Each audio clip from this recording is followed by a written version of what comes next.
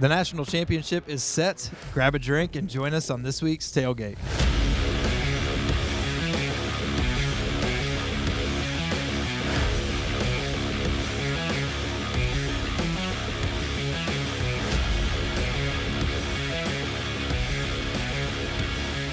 Hey, what's going on, everybody? I am Luke. I'm Michael. I'm Dennis. And thanks for joining us this week on the Tailgate. Yeah, we've got a lot of bowl games and stuff like that to recap, as well as the playoffs. I don't know why it's that hard for me to- that thing that they played with the games. We're a little tired, from watching all these bowl games because some of them were real boring. Yeah. But we'll Some get of in. them feel like I was in the middle of a cornfield, like in Iowa or something. Like Yeah. nothing going on. Yeah, well, sometimes, somewhat. But before we do that, we're going to go ahead and just talk. Just get a word from our sponsor, which again, like always, is Explore Nash. If you're in the Middle Tennessee area, or you're coming to visit the Middle Tennessee area, and you're looking for things to do, or you're curious about great restaurants, or just what's happening, just from a government perspective, or just a commerce perspective, check them out at Explore Nash. What are you doing? Explore. Oh. Yeah, you can check him out at Explore Explore Nash on Instagram, TikTok, and YouTube. All right. Well, tonight's going to continue some of the end of season, more unconventional episode styles. We're not doing what we normally do. We're just going to do a lot of crazy. We're going crazy. Like the crazy crab. And we're going to recover. We're going to recap every single bowl that's happened this season. No, we're not. One a minute for the next hour and a half. That'd be so boring. I think it's my nap time. I'm going to wait till that. But we'll start with the most notable bowl that happened a week ago, which would have been About a week ago. which I think actually surprised us, which was USC versus Louisville. And I think it surprised us because we, one, expected Louisville to actually win it, but then two, we didn't expect USC to actually have any firepower in the offense. Yeah, it's kind of amazing that No, go ahead. that Caleb Williams, what everybody's saying is the number one quarterback, which I don't know that I agree with, but hey, what do I know? Is not in the game, and 6 touchdowns were thrown by USC. I think this is one of those things. I said it before. I don't think Lincoln Riley's a great head coach, but I think he does some really incredible things with quarterbacks. And I think this kind of proves that even without Caleb Williams, you got a backup throwing 6. No, not even a backup, third string. Yeah. Throwing 6 touchdowns. I forgot about that. He was actually third string. Yep. Yeah. Because the Malachi original guy, Nelson. he transferred just out. He went to transfer portal just before the game. Yeah. Yeah. Well, So- and if there's any argument for a system quarterback, that's what Caleb Williams was. He was a system. He was in a system that benefited him and any quarterback to play in it. Yeah. And so, there's been some success the past few years wherever Lincoln Riley has gone. Quarterbacks have gone to the NFL. Some have succeeded. Some have not. So, But the game, the game itself, yes, the game itself was definitely a surprise. I expected Louisville to show up a little bit more than they did. I was a bit let down as well. Yeah, I'm sure. I've always been a Louisville fan. I think all season, I've always had them in high regard, and I feel like the past couple of games, they genuinely left me let me down. I was like, oh man, like I understand. I really felt left out. I felt like a Ohio State fan or something like that. Yeah. So just being let down all the time. We'll talk later. I'm trying to talk to Dennis while you're. Yeah. It's okay. You don't. I'm right here. You can say it. Huh? I'm a big boy. You can make fun of Ohio State to my face. We're not making fun of Ohio State. But yeah, so interesting game, good game, kind of a good way to start off. I mean, technically Tuesday started off the bowl games, but this was, I think, really kind of the kicker of 2 good teams. Well, 2 teams that have played well throughout the season. Yeah. That are big name teams. I guess USC really hasn't played well all season, but needless to say, that to me was the kicker of this past week. Oh, for sure. I that same day I also saw I think Texas A&M and Oklahoma State was actually a pretty decent game. Texas A&M kept it a lot closer than they should have with a bunch of second and third stringers in. The majority of their starters were gone. True. And I think the stat that I saw, and this could be completely wrong, but the stat that I saw was that Texas A&M only had 2 starters on their entire defense, which if that's true, that's nuts. That they were able to hold Oklahoma State, who has, again, a Pretty decent, good offense. pretty good offense. They were able to hold them to only 31 points. And then you also, on top of that, have their backup quarterback, Texas A&M's backup quarterback, get injured super early on in the game. Mm-hmm. For the third-string quarterback, another third-string quarterback that played in a bowl game this week, for him to show up and honestly do relatively well. Yeah. Like, it looked pretty competent for some of the game. So it's just like the future looks somewhat bright for Elko out there. He just has to continue to develop those guys, and if he's able to develop them like he has in just the past month, second and third stringers, then that's going to be a huge boon to them next year. Sure. So yeah, and going forward, I mean, I think this year the bowl games is just proving how deep you need your quarterback room to be. Because you see lots of teams who are playing with third-string freshman quarterbacks, and you see the talent that they have and just how they're coming out and doing well. And then other teams who are playing, for whatever reason, with the third-string quarterback that looked like trash. So I think it's going to be interesting to see how that progresses moving forward. Yep. And really, again, we'll get into some other teams with third-string quarterbacks or second-string quarterbacks, but just how important it is to have a deep quarterback room and to be building those guys up through the season and not just focusing on a first and second string. Yeah. So. Well, in the next game, we'll spend a little bit more time in, just because of the fact that it's one that it's a team that we've been kind of a little bit higher on, especially the second half of the season. But it was Arizona and Oklahoma. That was a game that we were all kind of were like thinking Arizona was going to do a great job. And the first part of that game, Oklahoma kind of owned it. Yeah. It really wasn't Arizona's game. And yeah, I think they went into halftime 14-13, if I remember correctly. Yep. And so, like, it's one of those things, like, it seemed like, especially into the third, you had them up 20. You had them up by 24 to 21. And Arizona they were struggling. They were struggling putting together drives, things like that.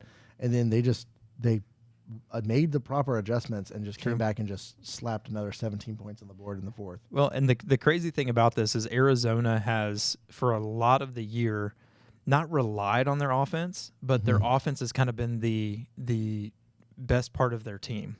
That wasn't the case this time. No, I'm high on Noah Fafita.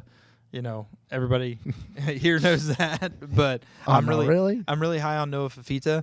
However, this game was the total opposite. Arizona's defense forced 6 turnovers. It was 3 interceptions, I think 3 recovered fumbles for them. And it just, Arizona, Oklahoma was playing great defense against Arizona. But then for whatever reason, Arizona just, every time Oklahoma started to try and kind of pull away, Arizona's defense made a great stand. They had some incredible interceptions, just some timely forced fumbles. So, kudos out to Arizona's defense for keeping them in that game and then really allowing them to have those good offensive possessions that they did. No, I mean, I agree. Just the entire time Arizona was playing, I didn't know which way it was going to go. I actually was kind of discouraged the way they were playing in the first half. But the way they kind of continued on in the second half actually made me really happy, just because a strong start, but how you're saying, Fafita, being a freshman, just showing composure throughout the entire game, keeping his team in the game, be able to kind of battle throughout. I'm actually looking forward to how they're going to just not go into the next conference they're going to go into, but how he's going to develop as well as a freshman. I hope he doesn't go into transfer portal. I know there's been rumors about that, But I really hope he kind of stays in and just able to see what he's able to do. Yeah, there's been some interesting. I think it was Blue Blood Sports that said that kind of insinuated that Noah Fafita and McMillan, they were friends growing up, and he's one of the best receivers. Yeah, they kind of follow, but saying like, oh, they're gonna require so much NIL, and they're gonna be looking. And listen, I get it, and I think there's some teams that could really, some big name teams that could really benefit from having a guy like Noah Fafita on them. However, Noah Fafita's dad actually came up, and like there were some words that he had with them saying, hey, this isn't, we're making decisions. This isn't true. You're putting you're putting the cart before the horse here. So like, let's step it back. So kudos to his dad for kind of stepping up and putting that, but also like, his dad mentioned something about wanting to build something. They want to build something. And I think that's so cool now is to hear of guys who want to go to a school and build something at that school. If that's the case, we don't know that for sure. If that is the case, I'll be really impressed. That would be really impressive. The transfer portal is like just anyone is just really quick about just kind of getting in there and see what they can get out of it. But if he's able to kind of, stay in the program and kind of just see it all the way through, I'll be impressed on just that action alone. It would be really cool. For sure. I mean, the fact that like it, I mean, we've kind of, we've talked about it off air, but like we talk about like the issues that we're seeing with the portal, issues we're seeing with NIL.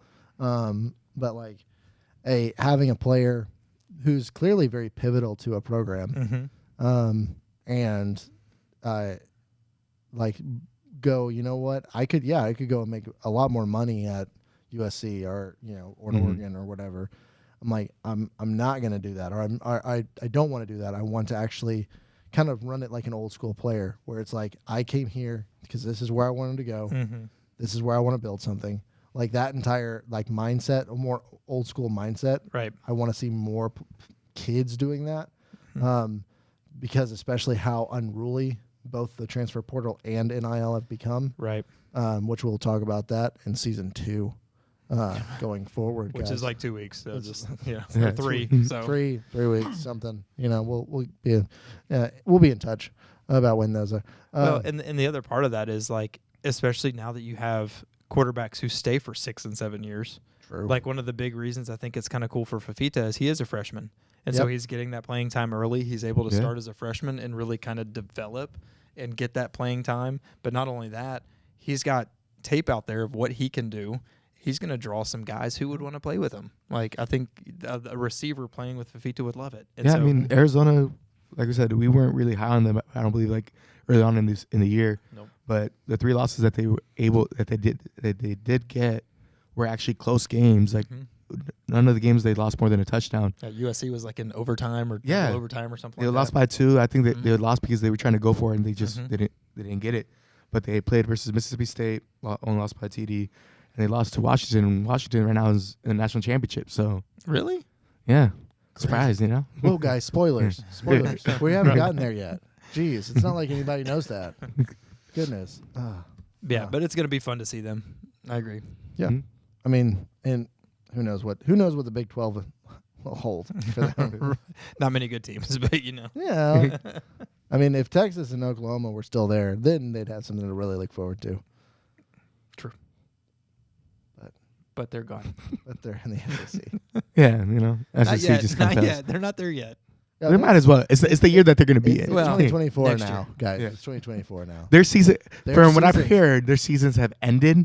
So technically, we're not there yet. yet. Them SEC teams. Spoiler alert. Yeah. But we can move on. Then we move on to the games that happen on Friday, December 29th.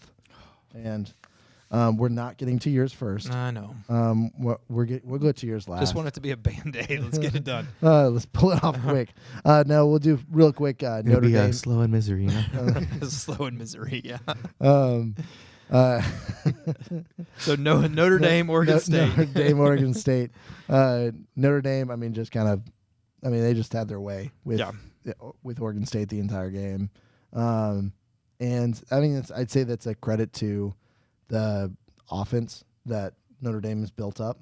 A lot of like one of the big consistent like running stories in the bowl season has been like, oh, well, this team doesn't have their starting quarterback because he's in the portal or he's declared to go to the draft, so he's opting out, blah, blah, blah.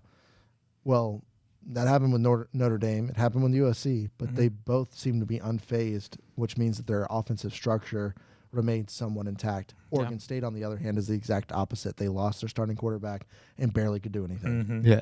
I feel like when it comes to the bigger programs, that's where you're going to see the big programs still excel because they're able to get the recruits. They're able to get the transfers and have that all the people just kind of like leaning, just kind of following up. Basically, one falls, another person takes charge. Yeah, and I think it's seeing who are you developing, how much time are you spending with the guys that are in your rooms, because again, there are some big teams that didn't do it, but Notre Dame, obviously their guy comes in, I think he was a sophomore, and like you said, it was unfazed. Notre Dame did not look any different than they did all year with Sam. Why can't I think of his Sam Hartman. Sam Hartman. Yeah. I keep wanting to say I was about to say Howell, and that's not Sam Hartman. Sam Howell. So, but they didn't look any different than they did with Sam Hartman all year, and so you're seeing just how they're developing their quarterbacks, and that they're not. You can tell they're not just focusing on their. I wonder how much different they're going to look next year though with Leonard being a quarterback for them, because that's a different style of quarterback. They'll definitely suck. Yeah. Hey, sometimes you gotta remind people. You gotta keep them humble. Just keep them humble. Yeah. But no, it'll be interesting, and I don't think that it'll change much. I think that he's a good enough quarterback to come in and just kind of take over. I mean, he's a lot more mobile. The system fits him really well. Yes. I mean, Duke and Notre Dame are very similar in the offensive He's a blue collar systems. player, and I feel like Notre Dame definitely gives that. So.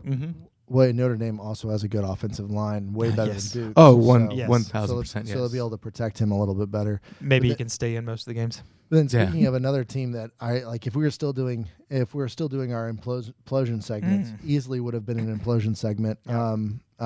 Kentucky, what happened? Like going into the fourth quarter, you guys were up 21-10, and then you guys lose 38-35. Yeah. Well, who told you guys can turn over as many times as you did, and you think there's nothing bad that's going to happen? That one, I don't understand what happened. Like, you had this game in like it was locked in. You had this game, and you couldn't hold on to the football. Nope. It doesn't make any sense. I mean, that their running backs need to. What was the movie where they made them carry a football, and if they ever knocked it down, they got in trouble? That's what they need to do. Was it Remember the Titans? It might be. Yeah. Remember the Titans. Petey. Yeah. There we go. Petey got the ball knocked out of his hands. Yeah. He got in trouble. That's what they need to do, because it was pathetic that they went into this game. They went into the end of that. Clemson scored 28 points in the fourth quarter. I mean, that was Maffa, man. Maffa. And he's one of the few people from Clemson I actually do like. Yeah. So maybe just the name, but I enjoy watching that guy play though too. Now, it was fun seeing Dabo celebrating. If you put a clip of him winning the national championship and him beating Kentucky in this bowl game right next to each other, you couldn't tell the difference. Nope. If you had to guess which one it was, I mean, he was kissing the ground. Like, yeah. Okay. So, interesting guy. But, that was watching that game. That one was one. I was walking, in and out. I was doing stuff with the kids. And it was like I'm coming in going, oh, Kentucky's doing good. Oh, man, good for them. Good for them. And then all of a sudden, in the fourth quarter, I'm like, oh, okay, Clemson's coming. But they'll get it. And all of a sudden, it's like, what in the heck just happened? Yeah. Had to go rewind it and watch the fourth quarter again, because it was I remember texting in the chat. I was like, another fumble. What in the world? Another turnover. What in the world's going on? Another one. What is going on? And I just started laughing. I couldn't. Yeah. Like, I was watching just because it's like a train wreck you couldn't look away from. Yes. And but speaking of train wrecks, like offensive train wrecks, we've got to talk about and we're not going to spend much time on it, but Missouri and Ohio State. I'm going to let you take this one. I mean, this was. Listen, we've joked about it. There have been so many teams this year that have won games. We just talked about Notre Dame winning with the backup. We're talking about USC with a third-string quarterback going in and putting, what did they put up, 38? Was that right? So all these teams who with third-stringers, with backups, with guys who have not gotten reps, and they go in and they played. You know, Ohio State lost their second string quarterback. Obviously, Kyle McCord went to the portal. Devin Brown comes in. Kind of everybody is really excited to see what he can do. I got a frog in my throat. I'm really choked up about this right now. He's getting emotional. He gets hurt in the second quarter, and you end up putting in Lincoln Kienholz, or Kienholz, I think. And he's a third stringer. He's got a lot of talent. He's a good mobile guy, and he just looked bad. Ohio State's offense just looked bad. We had, Trevion Henderson was there. We had some, good receivers. Obviously, Marvin Harrison decided to sit out. Cade Stover was still there. But you look through our offensive stats, and it was just, you would think that we did not have an offense. Now, credit to Missouri. Missouri pounded the ball. Cody Schrader looked great, got the first touchdown there in the fourth quarter. Missouri played the game extremely smart by dominating on defense, and then they just wore Ohio State's defense out. Ohio State's defense for 3 quarters played like the number 2 defense in the country. Yeah. And then you could just tell when they got gassed. Yep. And when they got gassed, that's when Missouri started kind of taking those big as soon as punches. it came in the fourth quarter, it's like Ohio State defense just did not exist. Yep. So and that to me is all on the Ohio State offense. Ohio State offense couldn't stay on the field to give them a rest. So, it is what it is. I think as an Ohio State fan, the hardest thing is losing to Michigan. Well, that too. Oh. 3 years in a row. But thanks for bringing that up. I didn't say 3 in a row. Well, yeah, I say it before. Yeah. But the hardest thing is seeing. Not making it to college football playoffs. No. There's lots of hard things about being an Ohio State fan, but at least I am a fan of something. Yeah, not having a quarterback. Okay. Yeah, exactly, and that's my point.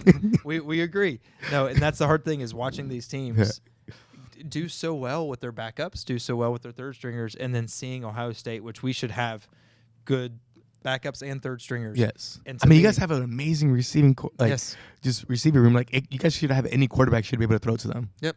So I don't know where you guys happened right there. And that's where Ryan Day, you gotta figure something out, and you gotta focus on depth because that killed us. So, but Missouri won. Congratulations to them for winning the Cotton Bowl. It honestly was a boring game. There was not much interesting going on. The last 4 minutes were exciting. Yes, Missouri, the last fourth quarter was great if you're a Missouri fan, but congratulations to Missouri. Ohio State, do better. True. And again, until they fix issues with the portal and NIL, bowl games are gonna suffer. Stink. Yeah. They're not always gonna stink, but they're just. I feel like they should just kind of keep the transfer portal to like the spring, not so much have it during bowl season. Yeah. And adjust things again, we'll talk about this in a future episode, but it's just like where we can actually spend more time talking about it. But like adjust the way NIL works to where there's not just such a giant incentive to just go in to a place, take a lot of money, and then leave. Which is how a lot of players are treating it right now, which is just wrong. But makes sense. Again, there's nothing. They're just taking advantage of a system that was set up by a bunch of dingbats. So, sorry, I'm Southern, so they're a bunch of dingbats. He's pulling out the big guns today. Well, y'all have a big name call later today when we're talking about one particular bowl. Right before we talk about that bowl, we're going to just quickly talk about Penn State versus Ole Miss. This was another SEC legitimately dominating a Big Ten team. It just really showed that Penn State was just completely overrated. Yeah, the score on this one doesn't do it justice. The 38-25 is a lot closer than really what this game ever felt like. Yeah. It felt like a cat playing with its prey. Yep. Like that's all it felt like was this Ole Miss dominating and just going, oh, Penn State, you want a touchdown? Yeah, there you go. Here you go. You can have one. Have a touchdown. We're going to come out. It did not seem like this close. But, yeah, I think one of the things that we've talked about is I really believe that we're seeing that the Big Ten being the best defensive teams is really kind of getting proved to be false. And it looks like Big Ten, their defensive numbers were so good because the Big Ten's offense was so horrible. Well, and it's just there's clearly one team that somewhat seems to be right now an exception to that rule, which we'll talk about later. But for the most part, the reason why your defensive, the Big Ten's defensive stats look so good is because all their offenses have been anemic. True. Now, Ohio State played really well for the first 3 quarters against Missouri, so I'm going to kind of stick up for my team here. So I think Ohio State has a good defense with Michigan, but teams like Penn State and even Iowa, we'll talk about later. Yeah, I mean, arguably, Ohio State was the best defense that Missouri played against all season, and Missouri did play against Georgia. And so it's just like, but it's one of those things that I would say even with McCord if McCord was playing, they would have trouble keeping up with Missouri's offense. Yes. I feel like Missouri's offense probably would have played harder if they had to play against all those starters. True. And so that's just, but that might have been them playing down to competition. They might have learned that from Georgia. Maybe they played Georgia and think that. Which that goes to our next bowl game, which is interesting because, Georgia has for a long time talked about how they play down to competition. Mm-hmm. They totally did that in this game, right, guys? The first quarter. Oh, my goodness. First quarter. It was just 7-0. Like, it was competitive. Yeah, 7-0. So you actually thought that it was going to be a game. Yeah. Like 7-0. Second quarter. 14-3. That was really competitive. Yeah. 14-3. At the end of it is 42-3. Right. This game was. Ugh. It was a very bitter bad. game. Yeah. They played like bitches. It was the bitter bitch bowl. Yeah. So that's what we were calling it now. It's we found it kind of funny that going into this game, Florida State was the one that was very bitter and was very adamant about how they were, they were not given what they should be given based on their outcome. What they deserve. They deserved this. And now, listen, you can argue that all you want, and I might not even disagree with you that you deserve to be there, but that's not how it works. It doesn't help when you complain this much, and then you have like about 20+ players jump in or deny it, like not wanting to play. Just opt out of the bowl, and just in general, it's just like you guys couldn't even communicate as a team to function to even put up a touchdown. Right. So and then you've got Georgia, who did the going in had the same. They had the same reasons to kind of be upset. Arguably more. They won the past 2 national championships. Yep. So that's the past, man. You No, can't bring up past seasons. But they also could feel upset and feel slighted for not being in the college football playoffs. And this to me was like, you could look at this and go, this has the potential to be a great bowl game because you've got 2 teams who both feel slighted, who are wanting to prove that they should be in the college football playoffs. Mm-hmm. One team showed up to actually prove on the field that they were worthy of that, and one team left and is suing their conference and is like nobody showed up to play. And so it's just, again, why we're calling it the Bitter Bitch Bowl is because of that. But then afterwards, now Georgia's kind of become the bitter, like, well, the outcomes we would have won. Yeah. So it's just, yes, these are 2 bitter teams that are acting. Yeah, I mean, and that way again, like Kirby Smart, like he talked about how Portal kind of caused this game to be as he did. I do give him that. Yeah, as unfortunate as it was. Mm-hmm. But let's be realistic. Georgia still would have won by 30 or 40 points, even with Travis playing. Like, even with Travis playing, the likelihood of Florida State winning that game is still incredibly low. They clearly showed lack of depth because you're talking, people are like, well, they're running their second and third stringers. Your first stringers are not going to be able to play 60 minutes with Georgia's first stringers, period. That's just not going to happen. Well, and Georgia didn't keep their first stringers in long. Like, Carson Beck played for the first half. And then they started the second half. And the second half wasn't any different. And I don't know that I would say 30 if Jordan Travis is in there. Nah. But I think that Georgia still wins. I would say they still win by like maybe close to 30s, but maybe 3-4 touchdowns. I think they still would have won. Well, because I mean, again, we're it's just one of those things. Like, we have to keep it in perspective. They won by 60 points, the biggest deficit, the biggest point spread deficit in any bowl game ever.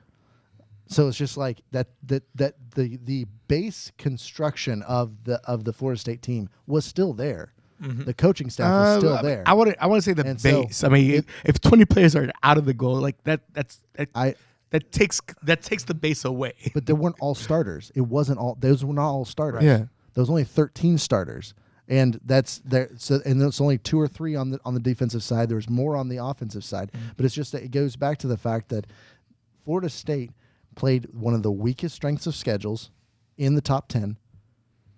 They won their conference, yes, but they won a conference. And I'm tired of people calling the ACC a Power 5 conference. They're a Power 5 conference in basketball, not football. So stop it. There's and Big guns. Big guns. I can say this as an SEC fan. Listen, I can really say it as an SEC fan because the SEC is not even in the national championship. Whoops! Spoiler alert. Unless we count no one, because there's literally no one that's going to be in the national championship that's even potentially going to be in the SEC. But it's just one of those actually things. 2 Big Ten teams. Yeah, weird. That's very true. That's very, very true. And maybe like Power conference. yeah. Well, I mean, like no one's sitting here saying that the Big Ten is arguably an easy conference. No, yeah. We have said that the Big Ten was anemic in offense this year, which is true, statistically true. I mean, you have Washington now. How And anemic Oregon. is it? But Yes. next year, that's still next year. Those guys, their season's not over yet, Yeah. so they're not technically Big Ten. We're yet. still claiming them. Well, you can. Just like we're claiming the first CFP was Ohio State and Oregon. Two Big Ten teams. Goodness gracious. But anyways, I just go back to the fact that if there was a team that was wronged more, it was Georgia. Georgia is the 2-time returning national champion. Did Georgia have a really easy strength of schedule too? Yes. Yeah, it was not like it was still harder than Florida State's. But it still was easy in comparison to Alabama's, Texas's, Washington's, and even Michigan's. True. Well, actually, I'd make the argument Michigan's was probably on par. Michigan's, I think, was probably on par with Georgia. Yeah, it was I probably. mean, they on par played with some Georgia. weak, like Ohio State and Penn State, like some pretty Decent teams. yeah, Well, I mean, mid tier. well, they played against 2 teams, and they played against 2 teams at their peak this season. True. Yeah.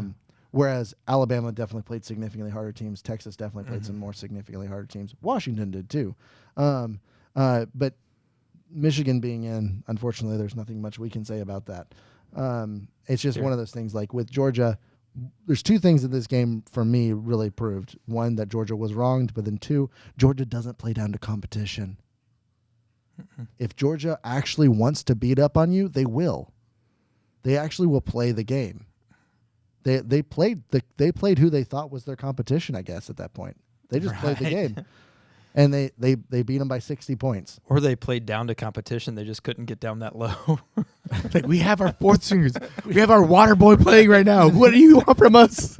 Georgia's like, we weren't expecting FCS level. Cheerleaders are in. I mean, like, honestly, they beat Florida State by more than what they beat their FCS opponent earlier this year by. So just put that in perspective, guys. If you're a Florida State fan and you're listening, I'm sorry. We Sorry that appreciate you listening, We do. and Stop being bitter. and again, it's one of those things. Like Florida State, out of all the teams in the ACC, is one of my favorite teams in the ACC. Partially because of the fact that when I first started watching University of Tennessee, the first like national championship I remember watching was University of Tennessee versus Florida State, and that was such a good game. I remember That was a long time that ago. was 98, man. Jeez. Listen, I'm not sitting here like talking about like like Tennessee's clearly in the national relevance like that again. No, I'm just saying like that was like 4 decades ago. it was not 4 decades ago. 20s, 10s, 2000s, 90s. No, That's 4. No, we're not. No. Just, Moving on. yeah, we're not You even. just had a shock right now. We're not even. SEC at is 30 not known for the years. academics. No, I get it. No, we're not even at 30 years since it's passed. It's not like Mike. So we're not getting into that. So the essentially, it's just one of those things. Like I have a lot of respect. I mean, like my grandmom went to Florida State. Like I have respect for Florida State. I just don't have respect for how your fans have been acting for the past month. And you guys have been unbearable. So correct yourselves. You want to talk about Tennessee being the most annoying Tennessee? Check yourselves before you wreck yourselves. SEC fan base. Oh my goodness! Like, I mean, for real. I'm gonna walk out now. All right, so New Year's Day. Yeah, so New Year's Day, we're gonna just continue on.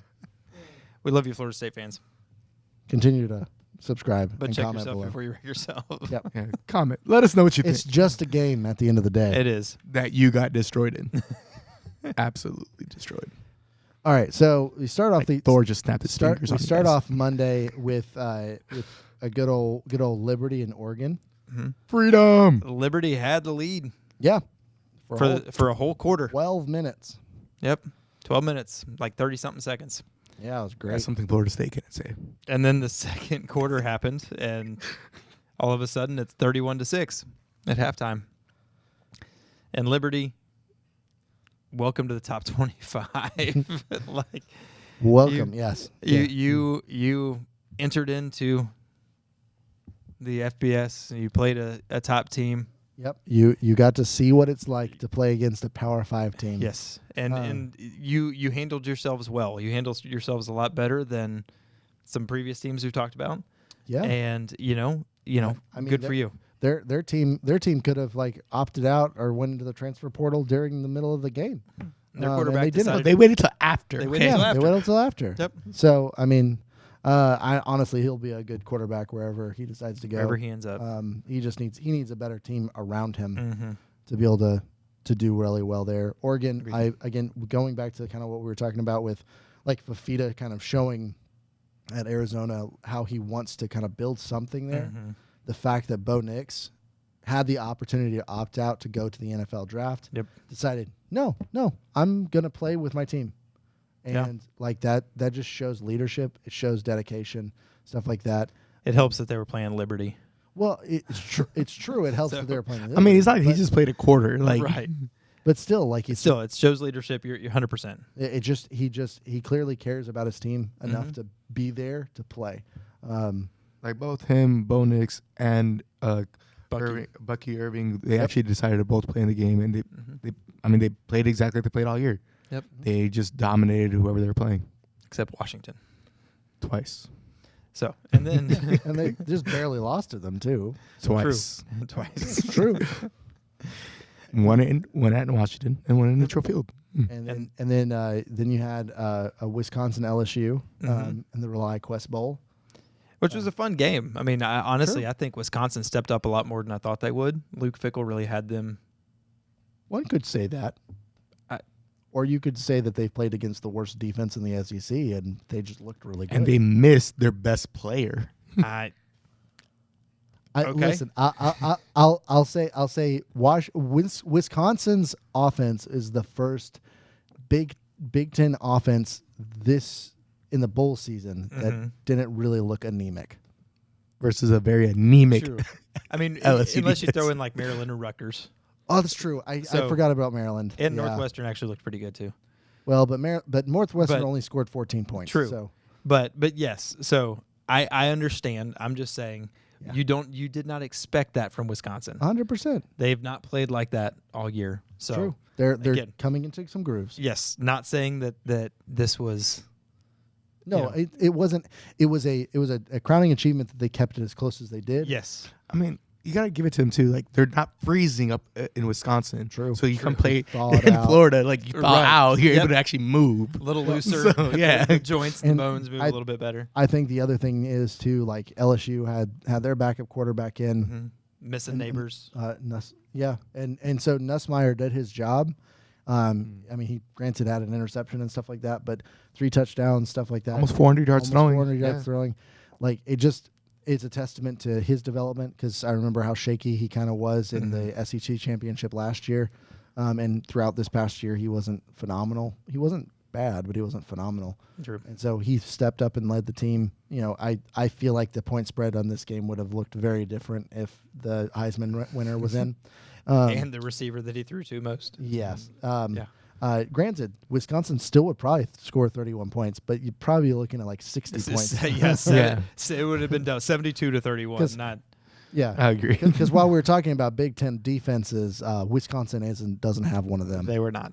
They're one of the teams that didn't have one. And one of the teams that we thought was a Big Ten defense Yeah. played Tennessee. Yep. And if I'm reading this correctly, that's all zeros, which is normal for Iowa.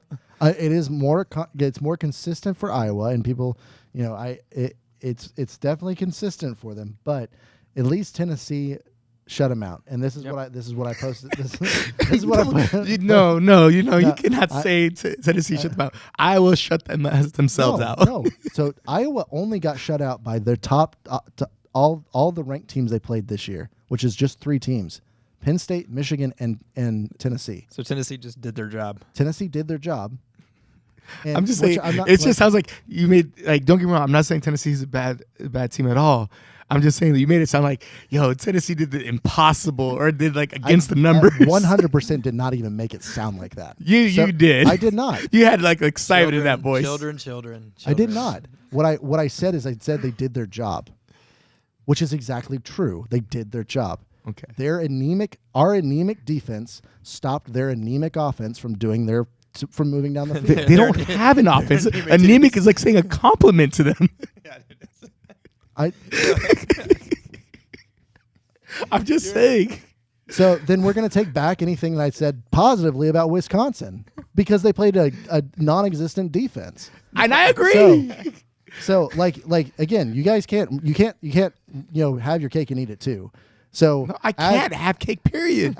Yeah, Mr. Gluten Intolerance and diabetes. I got you got insulin for that. There is no bashing of Tennessee here. It's more towards Iowa in my mind than it is Tennessee. I understand. Iowa should not even be ranked in the top 25. I said that at the beginning of the year, and you continue to put up for them.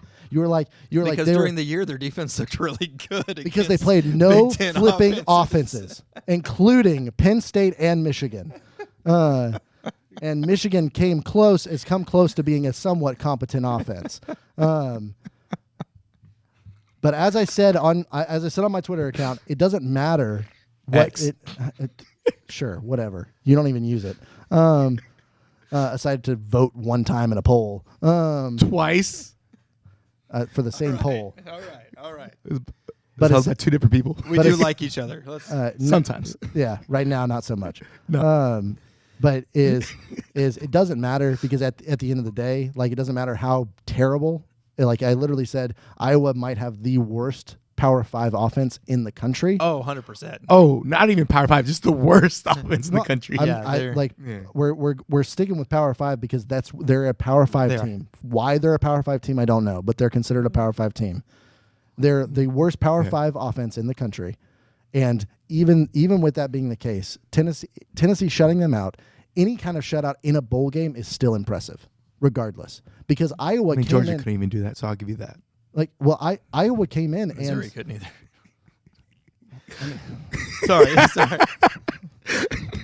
No. But, I mean, again, it just goes back to the fact that there's only 3 teams that have been able to shut them out all season, and again, it also that means that Tennessee's defense was able to shut down their entire special teams too. Well, which is not anemic. And no, to be fair, Tennessee's doing this without their starting quarterback. They have their freshman, right? Who I believe is so much better. True freshman Nico Imaliava. There we go.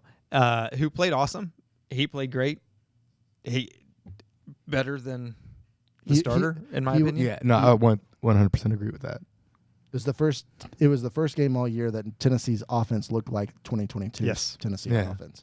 No, their offense looked way more fluid than any time this year. So, but again, we spent way more time on this game than I wanted to even spend on this game. Thank you guys. Oh, no problem. We got to give Iowa what they can. You got to be defensive.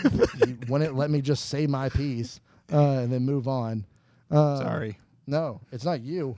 It's the other guy sitting across from me. Yeah, my bad. I'll volunteer next time. You won't volunteer anything. You don't even have a team. Hey, I go for the pack. Pack's my team. The pack doesn't exist as of next year. Yeah, right now. So then we get into the playoffs. The playoffs, yes. The playoffs with the Big Ten teams and SEC teams. Oh, look, offense. Hey, look, offenses. Yeah. It's amazing what happens when you actually have teams with offenses. Mm-hmm.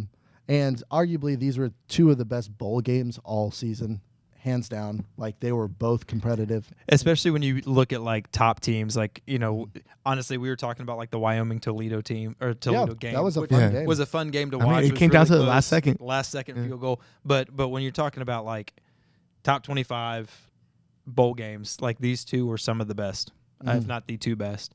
And it started with Alabama, Michigan. I mean, this was honestly, Michigan started off not looking great. And it was one of those things where Michigan, give them credit, they shot themselves in the foot multiple times. Yep. Couple turnover, some a muffed punt, things like that. And they fought back. They did what they had to do to kind of negate those mistakes and to make up for those mistakes. Game tying drive at the end. I think it was from the 95-yard drive at the end, something like that. Yeah. Really long drive. Give them credit. They did what they had to do. Yep. They stopped Alabama on defense when they needed to. Defense stepped up. I mean, Michigan looked like a complete team. Yep. They looked like the complete team, the only complete team from the Big Ten. Yep. They came in clearly game planned specifically to harass Milroe, which is exactly what they should have done. Milroe, I mean, it was interesting because I mentioned that before we started recording. Like the basically the last 5 games of Alabama's season, I forgot that Alabama had a terrible offensive line. Yeah. This game made me reminded me very quickly. Yeah. How bad their offensive line 5 is. sacks in the first half, I think. Yeah. 5 sacks in the first half, 4 in the first quarter, I think. Yeah. And which is ridiculous. Especially with a quarterback like Milroe. Yeah. I mean, he's known to move around. He's Right. a mobile quarterback. Yeah. Yeah. And then you got other things. I mean, it's just other things with their offensive line. Just stupid moves, like not catching their right blockers, not, they're I mean, it's one thing to like catch the blocker and then they out physical you and they get past you. Yeah. It's a different thing to like literally by the time they're standing up, they're like, I'm standing here in front of nobody. What's Right. happening? Well, and the running back didn't do a good job at blitz pickup. Nope. Yeah. And usually those are coaching things, and you wouldn't expect that from a team that's coached by Saban. Right. So to see those kind of mistakes, I was surprised. Yep. Well, and then in the second half, you see Alabama center doesn't know how to hike a ball multiple different times. It can be tricky sometimes, you know. I mean, clearly. And I just remember seeing a ton of Alabama fans just going, "What? Are you kidding me? We can't find another center. Just put somebody else in. Right. The water boy would probably be better." Like, and the center obviously has been giving them trouble all year, but this game it was really highlighted. Well, and when you have guys when the blitz is working, the rush I should say is working the way that it was. Of course, he's trying to get the ball out and get up to block quicker.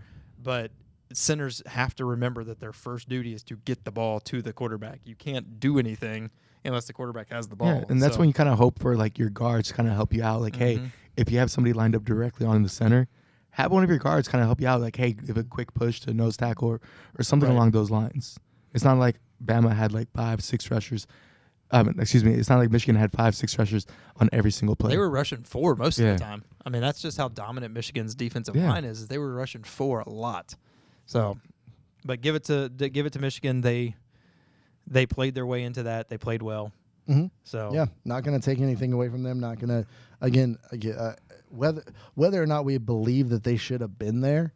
Game still got played. Game still got played. Michigan's the players themselves didn't slow down. They played very professionally. They looked like a minor league professional team. Like they looked like a cohesive unit, which they should for as many seniors as they have. And exactly, for as mature as that team is, they should look like a professional team. Yeah, this is a lot of this is their third playoff game. Yeah, which is pretty impressive. Then that leads us into our next playoff game. It was Tejas and Washington. And this was one where, I'm gonna preface it by this is Texas shot themselves in the foot way too many times in this game. They had the game in the bag multiple different times. Yeah. But that it does not take away from the fact that Washington played some of their best ball on both sides of the ball, and especially on offense. Penix looked phenomenal.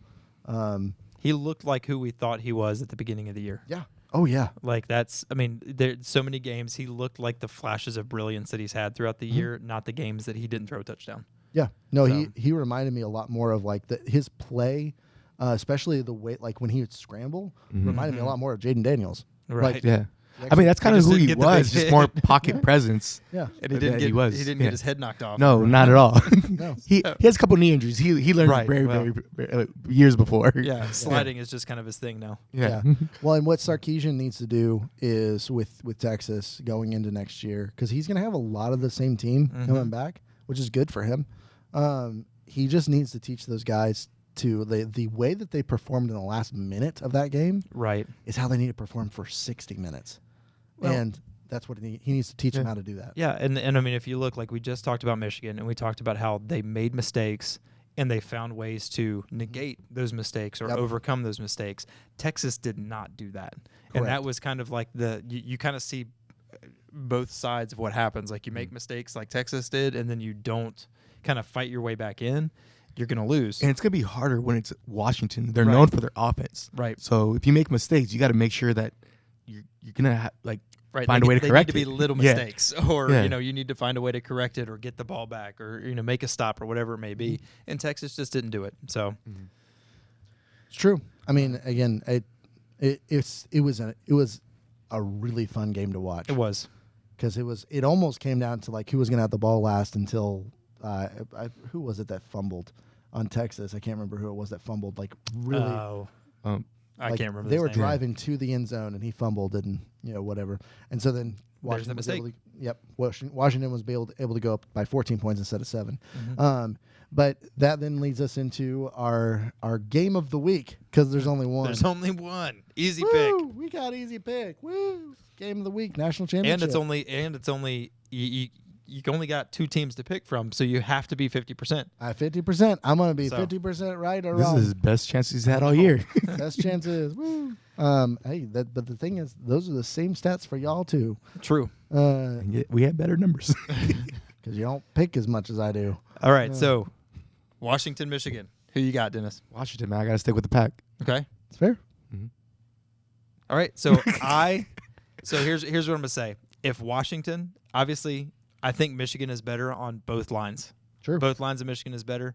If Washington can negate that by playing fast and kind of not allowing Michigan's lines to dictate the way the game's going to be played, I think Washington has a chance. With that being said, I think Michigan's going to win. Oh, you heard it here, folks. No, I'm just kidding. Yeah, the Ohio State picking Michigan. This is You didn't a hard see. day. The thing is, you didn't pick Michigan because you want them to win. You just picked who you thought was going to win. True. So that's I honestly have to go the same route. I think that Michigan's going to win because I think that they're the more complete team. I think that their secondary is going to cause some trouble with Washington that they might not have dealt with all year.